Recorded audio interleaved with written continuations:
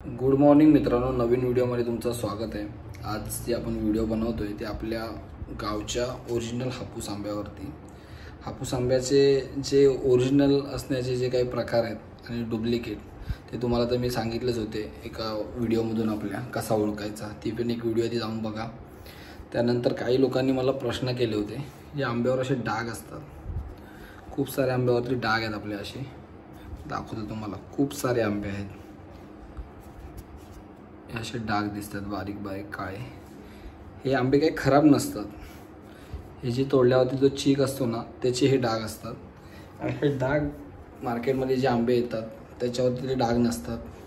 का नसतं त्याचं एक कारण असतं, त्याला एक केमिकल आहे, त्या केमिकलमध्ये ते आंबे बुडवून जर काढले तर ते आंबे पूर्णपणे क्लीन आणि चकाचक होतात। आणि बऱ्याच लोकांना काय असतं की साईज मोठी पाहिजे आणि चकचकलेले आंबे पाहिजे, चव नसली तरी चालेल, ते नंतर कळतं त्यांना खाल्ल्यानंतर।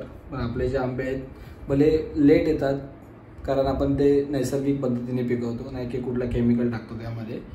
साईज जरी छोटी असेल, कोणत्याही प्रकारची बाकीचे केमिकल टाकून आपण साईज नाही वाढवत झाडांना, जी नॅचरल साईज असेल तीच येते, पण चव पण ओरिजिनल असते, त्याच्यामध्ये कुठली छेडछाड नाही करत आपण।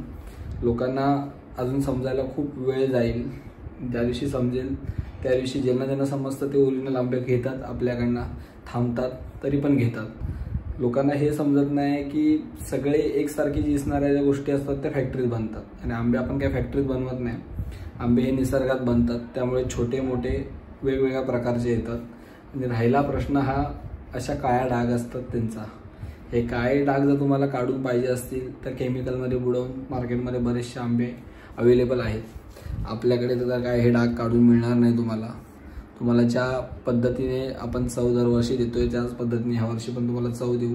ते निसर्गातले काळे डाग आहेत, बाकी त्याला काही प्रॉब्लेम नाही। आंबा आतमध्ये कापल्यानंतर तो कुठे काळा नसतो, फक्त ते वरचं जे आहे आवरण ते चीक वगैरे पडून काळं पडलेलं असतं, त्याला फक्त पुसून धुवून आंबा कापून खायचा आहे, बाकी काहीच करायची गरज नाही। व्हिडिओ ज्या लोकांसाठी आहे ज्यांना हे काही समजत नाही त्यांच्यासाठी आहे, बाकीचे नेहमी आपले रेग्युलर कस्टमर जे आहेत ते नेहमी आंबा घेतात। आंबा नावावरती असं काय नाही, झाडावरती बनतो, आपण बोलून त्याला काय नाही। दरवर्षी वेगवेगळ्या प्रकारे साईज छोटी मोठी होत राहते, चव तीच राहते आंब्याची, त्यामध्ये आपण काही छेडछाड करत नाही। तर आंबे आलेले आहेत, ज्यांना कोणाला पाहिजे असतील त्यांनी कॉन्टॅक्ट नंबर मी तुम्हाला देतोय माझा खाली, त्याच्यावरती कॉन्टॅक्ट करून तुम्हाला जसे पाहिजे असेल ऑल ओव्हर मुंबईमध्ये कुठे पण पाहिजे असेल तुम्हाला घरपोच आणून देऊ। आंब्याची साईज छोटी मोठी सगळ्या प्रकारची अवेलेबल आहे। आंबा आता हा असा टॉपिक झालाय ना की लोकांना खरंच येड्यात काढण्याचा टॉपिक झालाय। जे खरोखर जे रत्नागिरी आणि देवगडमधले जेवढे आंबे नाही विकत, तेवढे जे बाहेरचे लोक आहेत असे मार्केटमध्ये बॉक्स मिळतात देवगडच्या रत्नागिरीच्या नावाने, ते बॉक्स घ्यायचे, आंबे भलतीकडचे दुसरी कुठलीकडचे तर ते टाकायचे आणि घ्यायचे। तुम्ही म्हणाल की आम्हाला कसं कळणार, पण जे ओरिजिनल रत्नागिरीची लोक आहेत किंवा देवगडची लोक आहेत त्यांच्याकडून तुम्ही आंबे घेऊ शकता।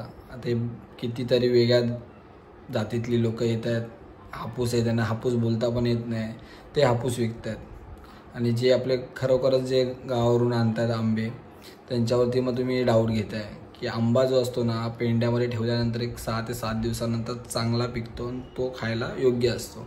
पण लोकांना जरा पण हे नसतं, गेल्या आपल्याला आज घेतला आंबा आपल्याला आजच खायचा असतो।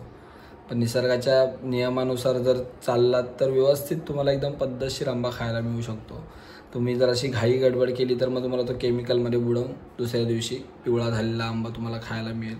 जर खरंच तुम्हाला नैसर्गिक आंबा खायचा असेल तर मी दिलेला जो खाली नंबर आहे त्याच्यावर कॉल करा, तुम्हाला घरपोच आणून आंबा देऊ शकतो मुंबईमध्ये कुठेही।